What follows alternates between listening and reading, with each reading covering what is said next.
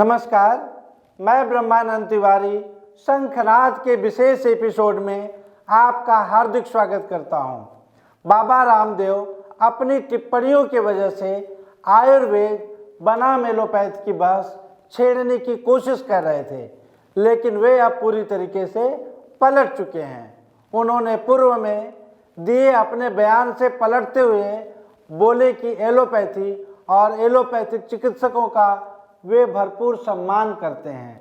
Indian medical association IMA को निशाने पर लेते आ रहे योग गुरु बाबा रामदेव ने कहा कि एलोपैथी और एलोपैथिक चिकित्सकों से उन्हें अब कोई शिकायत नहीं है। फिर सवाल यह उठता है कि योग गुरु बाबा रामदेव ने एलोपैथी को नॉनसेंस साइंस कहकर दुनिया भर के डॉक्टरों को अपना दुश्मन क्यों बना लिया। आयुर्वेद की महत्ता को कोई नकार नहीं सकता, पर ऐसी क्या मजबूरी थी कि बाबा रामदेव को अपने बयान से पलटना पड़ा। बाबा रामदेव ने कहा कि यह एलोपैथिक बनाम आयुर्वेद का झगड़ा नहीं है, न ही यह आयुर्वेद बनाम IMA का ही झगड़ा है। मैंने ड्रग माफिया के खिलाफ कुछ बातें जरूर बोली है। कुछ डॉक्टर को छोड़ दें तो बाकी डॉक्टर आयुर्वेद को हे दृष्टि से देखते हैं, जो मुझे स्वीकार नहीं है। बाबा ने कहा कि जिस बयान को आधार बनाकर विवाद खड़ा किया गया है वह उनका बयान है ही नहीं। इसके बावजूद इसके लिए उन्होंने खेद व्यक्त किया और बिना शर्त इसे वापस भी लिया। बाबा रामदेव ने कहा कि इस मुद्दे को अनावश्यक तूल दिया जा रहा है, पर बाबा जी तूल तो दिया जाएगा, क्योंकि आपने अत्यंत ज्वलंत मुद्दे पर बात शुरू की है और अब उसका समाधान निकाले बिना आप मैदान छोड़कर भाग नहीं सकते।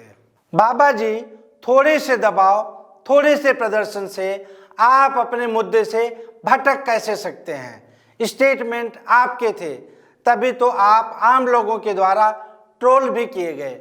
वहीं स्वास्थ्य मंत्री डॉक्टर हर्षवर्धन ने आपको आपका बयान वापस लेने को कहा था। आपको बता दें कि दरअसल लोगों के बीच 140 सेकंड की एक क्लिप वायरल हुई थी, जिसमें योग गुरु रामदेव को यह कहते हुए सुना जा सकता है कि कोरोना वायरस में एलोपैथिक दवाई लेने से लाखों लोगों की मृत्यु हो गई।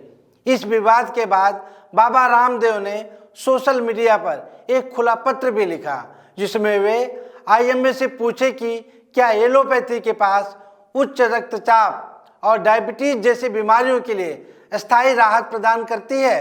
अपने आधिकारिक ट्विटर हैंडल पर साझा किए गए पत्र में उन्होंने IMA से 25 सवाल किए, जिसके बाद ही एलोपैथिक विवाद शुरू हुआ।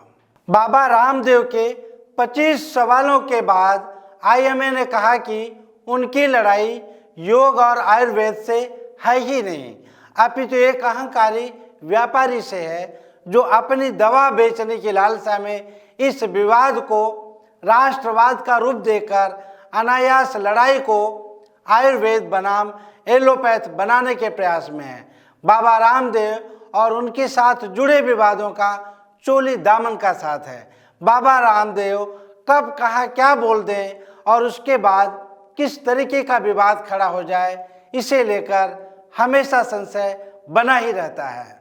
असल में मुद्दा वहीं से शुरू हुआ जब डॉक्टरों ने कोरोनिल पर सवाल खड़े किए। सत्य यह है कि यहाँ न कोई आयुर्वेद के लिए लड़ाई लड़ रहा है, न कोई ड्रग माफियाओं के खिलाफ अभियान ही चला रहा है, बल्कि यह पूरी लड़ाई ही निजी है। जहाँ एक तरफ लाखों भारतीय चिकित्सा और दवाओं के अभाव में मर जाते हैं, वहीं बहुत से व्यापारिक सोच वाले एलोपैथिक डॉक्टर और उनके हॉस्पिटल्स सिर्फ और सिर्फ पैसा बनाने में लगे हैं। भारत का दुर्भाग्य है कि यहाँ गरीबों का शोषण सबसे ज़्यादा होता है। भारत को आज़ाद हुए 7 दशक से भी ज़्यादा वक्त व्यतीत हो चुका है, पर दुर्भाग्य से भारत की मेडिकल सुविधाएं अच्छी नहीं हो पाई हैं। भारत के स्वतंत्रता के 73 वर्ष बीत जाने के बाद भी 65% लोग जरूरी दवाएं नहीं खरीद पाते। इस बात की पुष्टि WHO भी करता है। भारत में दवाओं का मनमाना कीमत वसूला जाता है।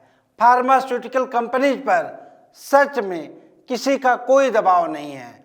मरीजों को मनमाने तरीके से लूटा जाता है। यह बात सभी को पता है, चाहे सरकार हो या प्रशासन। किसी को इस बात से कोई फर्क नहीं पड़ता कि गरीब अपना दवा कैसे कराएंगे। दवाओं की जो वास्तविक कीमत है वह बहुत ही कम है, लेकिन जब हम बाजार में दवा लेने जाते हैं तो फार्मास्यूटिकल कंपनीज के नेटवर्क में डिस्ट्रीब्यूटर, हॉस्पिटल, डॉक्टर्स, मेडिकल तक हमें दवा कभी 10 गुना ज़्यादा कीमत में बेची जाती है, तो कभी 20 गुना ज़्यादा कीमत पर, तो कभी 100 गुना से भी ज़्यादा कीमत पर बेचते हैं।